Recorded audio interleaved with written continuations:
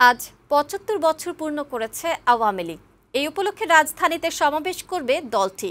ভারতীয় উপমহাদেশের অন্যতম পুরনো রাজনৈতিক দলটির প্রতিষ্ঠা থেকে এ পর্যন্ত বহু ডাকসাইটে নেতা নেতৃত্ব দিয়েছেন। তবে বাংলাদেশের স্বাধীনতা নেতৃত্ব দেয়া বঙ্গবন্ধু শেখ মুজিবুর রহমানই আওয়ামী লীগের চিরকালীন কিংবদন্তি নেতায় পরিণত হন। বর্তমানে তার কন্যা শেখ হাসিনা টানা ৪ মেয়াদে দেশের প্রধানমন্ত্রী। দলের ভেতর ও বাহির থেকে বহু প্রজন্ম ধরে আওয়ামী লীগকে ঘনিষ্ঠভাবে দেখেছেন এমন কয়েকজন নিজেদের মতো করে মূল্যায়ন করেছেন দলটিকে, জানাচ্ছেন পার্থ রহমান। ১৯৪৯ সালের ২৩ জুন পুরনো ঢাকার রোজ গার্ডেন প্যালেসে প্রতিষ্ঠিত আওয়ামী মুসলিম লীগ থেকে মুসলিম শব্দ বাদ দিয়ে নাম রাখা হয় আওয়ামী লীগ। অসাম্প্রদায়িক গণতান্ত্রিক চেতনায় জনকল্যাণমুখী দল হিসেবে গড়ে ওঠে আওয়ামী লীগ।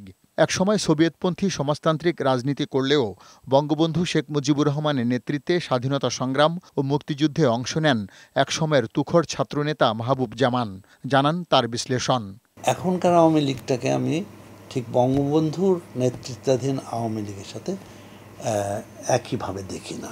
ইনফ্রাস্ট্রাকচারে ডেভেলপ হয়েছে, ডিজিটাল বাংলাদেশ হয়েছে, আবার মূল্যবোধের অবক্ষয়, এইটাও আমরা কখনো চিন্তা করি নাই। আজকে যেটা একটা অনেক কখনো কখনো মনে হয় যে বাসের অযোগ্য হয়ে যাচ্ছে আমাদের প্রিয় মাতৃভূমি।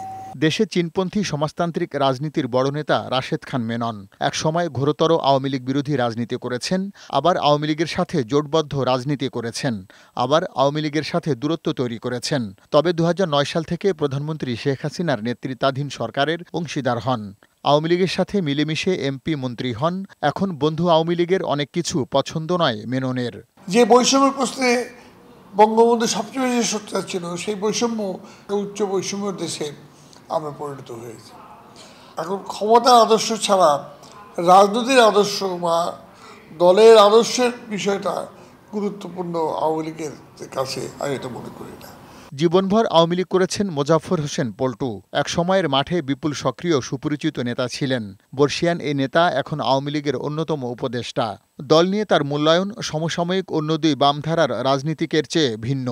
আওয়ামী লীগ যদি সময় এবং যুগের সাথে খাপ খাওয়াতে না পারে, তাহলে রাজনীতিতে আওয়ামী লীগ তার গন্তব্যে পৌঁছতে হলে সেই জায়গায় অনেক কৌশল অবলম্বন করতে হয়। ৭৫ বছরের আওয়ামী লীগের শেষ ৪৩ বছর ধরে নেতৃত্ব দিচ্ছেন বর্তমান প্রধানমন্ত্রী ও বঙ্গবন্ধু কন্যা শেখ হাসিনা। তারপর কার হাতে আওয়ামী লীগের ভবিষ্যৎ কী হবে, এসব প্রশ্ন ও জল্পনা কল্পনা আছে দলটির ভেতরে বাহিরে।